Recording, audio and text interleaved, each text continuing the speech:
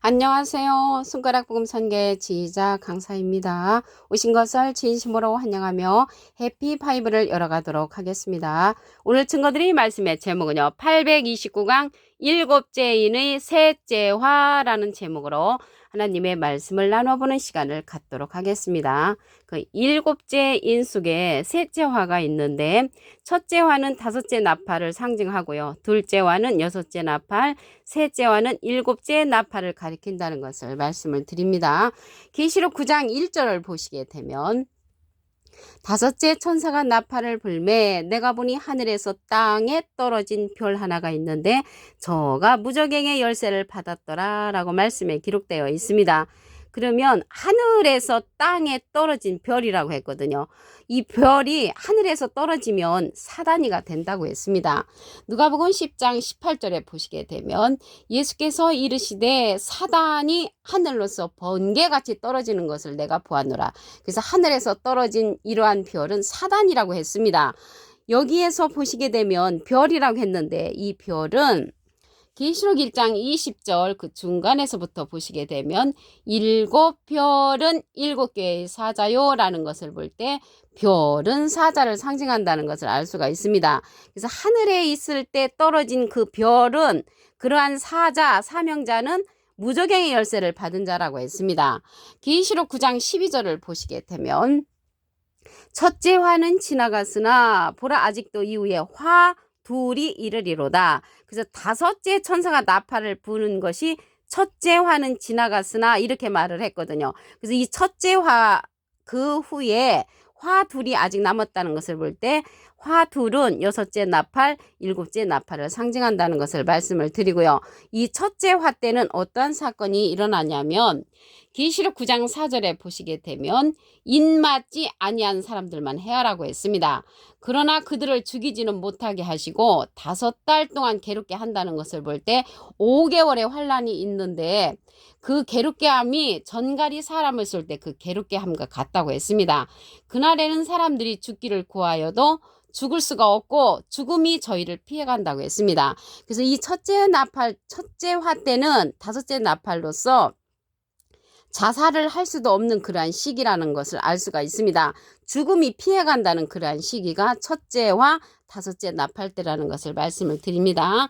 그러면 여섯째 천사의 나팔, 둘째 화를 보도록 하겠습니다. 계시록 9장 13절을 보시게 되면 여섯째 천사가 나팔을 불매 내가 들으니 하나님 앞 금단 네 뿔에서 한 음성이 나서 나팔 가진 여섯째 천사에게 말하기를 큰 강 유브라데에 결박한 네 천사를 놓아주라 하매 네 천사가 놓였으니 그들은 그 년 월 일시에 이르러 사람 3분의 1을 죽이기로 예비한 자들이더라라고 했습니다. 그 여섯째 나팔 때는 3분의 1의 사람이 죽는 사건이죠. 어마어마한 사건이라는 것을 알 수가 있습니다. 이 여섯째 나팔이 둘째화라고 말씀을 드렸죠. 그런데 누구를 통해서 죽이냐면 유브라데에 결박한 네 천사를 통해서 사람 3분의 1을 죽인다고 했습니다. 그러면 이 결박한 네 천사는요. 범죄한 천사고 큰 날의 심판 때까지 영원한 결박으로 흑암에 가둔 천사입니다. 유다서 1장 6절에 보시게 되면 자기 지위를 지키지 아니하고 자기 처소를 떠난 천사들을 큰 날의 심판 때까지 영원한 결박으로 흑암에 가두셨다고 했습니다. 그래서 그러한 결박으로 가둔 천사들을 통해서 사람 3분의 1을 죽이기로 한 사건이라는 것을 알 수가 있습니다. 청부살인을 하는 거죠. 누구를 통해서? 결박한 네 천사를 통해서. 우리가 이 땅에서도 내가 저 사람을 죽이고 싶다 하면은 자기가 직접 죽이는 것이 아니고 청부살인을 하죠. 살인하는 자에게 의탁을 하는 거죠. 그와 같이 둘째 화, 여섯째 나팔 때 이러한 결박한 네 천사를 통해서 사람 3분의 1을 죽인다는 것을 말씀을 통하여 알 수가 있습니다. 그러면 계시록 11장 14절을 보도록 하겠습니다. 둘째 화는 지나갔으나 보라 셋째 화가 속히 이르는 도다. 그런데 여기 여섯째 나팔이 둘째 화라겠잖아요. 계시록 9장에서 여섯째 나팔, 이 유브라데 결박한 대천사를 통해서 사람 3분의 1을 죽이는 거는 1차 심판이고요. 2차 심판이 또 있습니다. 그거는 계시록 11장에 가서 이루어집니다. 계시록 11장 3절 보시게 되면 내가 나의 두 증인에게 권세를 주리니 저희가 굵은 베옷을 입고 1260일을 예언하리라. 이는 이 땅의 주 앞에 섰는 두 감람나무와 두 촛대니. 그래서 감람나무와 두 촛대가 나타나서 1260일을 예언하는데 굵은 베옷을 입었다고 했거든요. 이러한 굵은 베옷은 초상집에서 입는 옷이죠. 그래서 이러한 사명자들은 재앙의 사명을 담당합니다. 계시록 11장 5절에 보시게 되면 만일 누구든지 저희를 해하고자 한즉 저희 입에서 불이 나서 그 원수를 소멸하고 해하려 하면은 반드시 죽임을 당한다고 했습니다. 예언하는 날 동안 비오지 못하게 하고 하늘을 닫는다고 했고요. 물을 변하여 피더게 하는 그러한 사건이 둘째화 이 감람나무의 사건이라는 것을 말씀을 드립니다.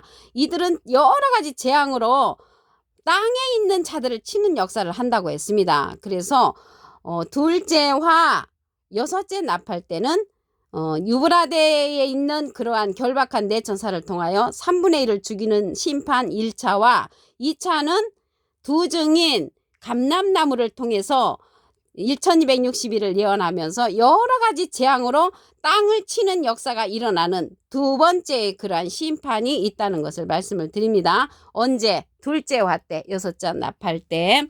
그러면 일곱째 나팔이요. 셋째 화잖아요. 셋째 화 때를 보도록 하겠습니다. 계시록 11장 15절을 보시게 되면 일곱째 천사가 나팔을 불매 하늘에 큰 음성들이 나서 가로되 세상 나라가 우리 주와 그 그리스도의 나라가 되어 그가 세세토록 왕노릇 하시리로다. 그런데 아이러니하게도 일곱째 나팔 때 그리스도의 나라가 이루어진단 말이죠. 그럼 이러한 그리스도의 나라가 이루어지는 때가 일곱째 나팔 때인데 일곱째 나팔 때 일어나는 그러한 사건이 여러 가지가 있습니다. 계시록 10장 7절에도 보시게 되면 일곱째 천사가 소리내는 날 그 나팔을 불게 될 때 하나님의 비밀이 그종 선지자들에게 전하신 복음과 같이 이루는 사건이 또 일어나고요. 고린도전서 15장 51절에 보시게 되면 마지막 나팔에 순식간에 호련이 다 변화하는 사건이 일어난다고 했습니다. 마지막 나팔은 일곱째 나팔이죠. 계시록의 나팔이 7개니까 그 일곱째 나팔 때 순식간에 호련이 다 변화하는데 죽은 자들이 썩지 아니할 것으로 다시 산다고 했고요. 살아있는 우리는 변화한다고 했습니다. 그래서 호련 변화가 돼서 그리스도의 나라에 이제 참여하게 되고요. 그러면 이 일곱째 나팔이요. 셋째 화라고 했잖아요. 그럼 이 셋째 화 때 셋째 화의 그러한 심판을 받는 자들도 있다는 것을 알 수가 있습니다. 이러한 셋째 화는 계시록 16장에 가서 이루어집니다. 계시록 16장 1절에 가서 보시게 되면 내가 들으니 성전에서 큰 음성이 나서 일곱 천사에게 말하되 너희는 가서 하나님의 진노의 일곱 대접을 땅에 쏟으라. 일곱 대접을 땅에 쏟는데 이 대접이요. 하나님의 진노라고 했습니다. 하나님의 진노. 그래서 하나님의 진노를 받는 그러한 땅에 속한 자들이 있는가 하면은 그리스도의 나라가 일곱째 나팔 때 이루어지니까 그곳에 들어가는 자도 있다는 것을 알 수가 있습니다.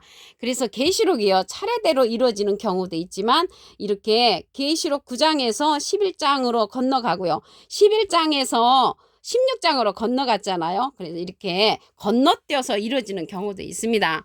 그러면 첫째 대접부터 일곱째 대접이 이 셋째와 일곱째 나팔에 속하잖아요. 그러면 첫째 대접에 관해서 보도록 하겠습니다.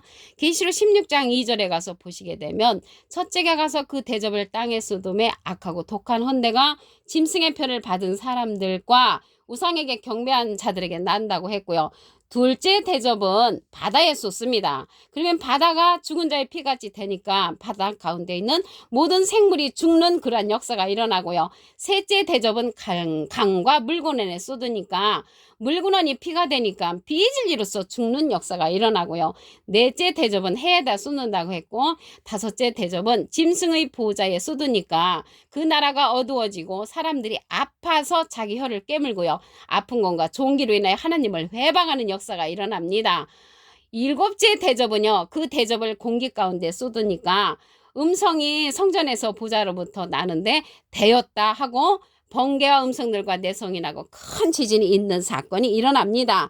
그래서 하나님의 나라에 들어가는 자들이 있는가 하면은 일곱째 대접까지 심판을 받는 자들도 있다는 것을 말씀을 드립니다. 계시록 9장 1절을 보도록 하겠습니다. 다섯째 천사가 나팔을 불매 내가 보니 하늘에서 땅에 떨어진 별 하나가 있는데 저가 무저갱의 열쇠를 받았더라. 이 다섯째 천사가 나팔을 부는 것은 첫째 화지요. 첫째 화는 지나갔으나 보라 아직도 이후에 화 둘이 이르리로다. 여섯째 나팔이 둘째와 일곱째 나팔이 셋째화라는 것을 말씀을 드립니다. 여섯째 나팔의 사건 둘째화를 보도록 하겠습니다. 계시록 9장 13절을 보시게 되면 여섯째 천사가 나팔을 불매 내가 들으니 하나님은 앞 금단 넷불에서 한 음성이 나서 나팔 가진 여섯째 천사에게 말하여 이 결박한 네 천사를 통해서 사람 3분의 1을 죽이기로 하는 그런 사건이 일어나지요. 그래서 이 한 음성 금단 넷불에서 한 음성이 나는 음성을 들어야 되는데 그 나머지 듣지 아니한 자들을 결박한 네 천사를 통해서 3분의 1이 죽임을 당하는 그러한 사건이 여섯째 나팔 둘째화라는 것을 말씀을 드리고요. 이게 1차적인 심판입니다. 계시록 9장에서 2차적인 심판은 계시록 11장에 가서 나타납니다. 계시록 11장 3절을 보시게 되면 내가 나의 두 증인에게 권세를 주리니 저희가 굵은 베옷을 입고 1260일을 예언하리라. 이는 이 땅의 주 앞에 섰는 두 감람나무와 두 촛대라고 했습니다. 지금 현재로서 감람나무라고 말하는 자들은 다 가짜 감람나무입니다.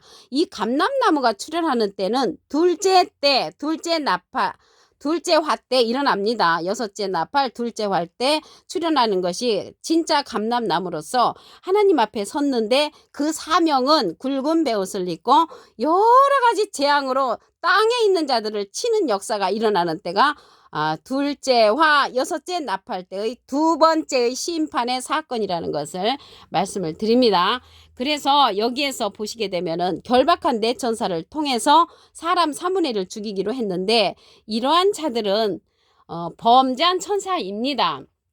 베드로서 2장 4절에 보시게 되면 하나님이 범죄한 천사들을 용서치 아니하시고 지옥에 던져 어두운 구덩이에 두어 심판 때까지 지키게 했다가 그러한 자들을 통해서 둘째 화의 심판 2차 그러한 심판을 진행한다는 것을 말씀을 드립니다. 이 둘째 화 때는 계시록 9장에서는 1차 심판을 하고요. 계시록 11장에 가서 둘째 화 때 이 감람나무를 통해서 굵은 베옷을 입은 감람나무를 통해서 2차 그러한 여러 가지 재앙으로 땅에 있는 자들을 치는 역사가 일어나는 것입니다. 그러면 일곱째 인의 셋째와 일곱째 나팔에 관해서 보도록 하겠습니다. 계시록 11장 15절을 보시게 되면 일곱째 천사가 나팔을 불매 하늘에 큰 음성들이 나서 가로되 세상 나라가 우리 주와 그 그리스도의 나라가 되어 그가 세세토록 왕노로 다시리로다. 그래서 그리스도의 나라에 셋째 화 일곱째 나팔 때 들어가는 자들도 있고 그 일곱째 나팔이요. 첫째 대접부터 일곱째 대접까지 포함하고 있잖아요. 그러한 재앙을 받는 자들도 있습니다. 그러한 재앙을 받는 자들은 계시록 16장에 가서 그 사건이 일어납니다. 그래서 건너뛰어서 이렇게 계시록이 진행된다는 것을 말씀을 드립니다. 그런데 이러한 일곱째 나팔 때 일곱 대접의 사건은 하나님의 진노라고 했습니다. 계시록 16장 1절을 보시게 되면 내가 들으니 성전에서 큰 음성이 나서 일곱 천사에게 말하되 너희는 가서 하나님의 진노의 일곱 대접을 땅에 쏟으라고 했습니다. 그래서 하나님의 진노가 일곱 대접으로 이제 맞춰지는 역사가 일어나는데 첫째 대접은 계시록 16장 2절에 보시면 첫째가 가서 그 대접을 땅에 쏟음에 악하고 독한 헌대가 짐승의 표를 받은 사람들과 그 우상에게 경배하는 자들에게 난다고 했고요. 셋째 대접은 강과 물건에 쏟아지는데 피가 되는 역사로 말미암아 비진리의 말씀을 먹고 죽는 자들이 있다는 것을 알 수가 있고요.